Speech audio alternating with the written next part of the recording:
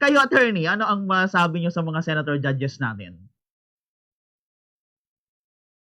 Pareho tayong obserbasyon na Bombok here, no? And I'm sure marami sa mga kababayan natin ganun din ang obserbasyon, di lang tayong dalawa.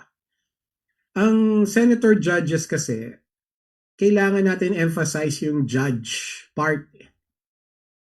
Yun ang kanilang role dito sa impeachment trial, di ba? Sila yung hukom.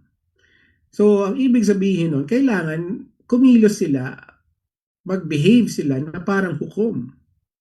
Di ba? Hindi parang mga senador. So, ang ibig sabihin nun, manahimik lang sila.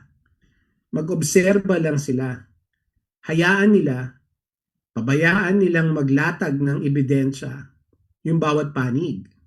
No? Hindi nila kailangan, hindi nila tungkulin maghanap ng ebidensya kasi hindi naman sila advocates eh.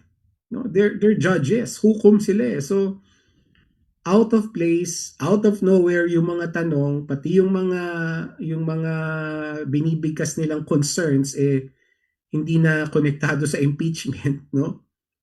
So, yung mga senator, eto care, yung mga senator na tahimik lang, walang salita, pinapanood, inoobserbahan yung mga abogado, yung mga testigo, sila yung mga tama ang ginagawa. Sila yung mga talagang sinuseryoso sa kanilang tungkulin bilang mga hukom. So, wag tayong magpadala dun sa mga mahilig magsalita dyan. Yung tuwing simula na lang, magma-manifestation at kung ano-ano mga sinasabi.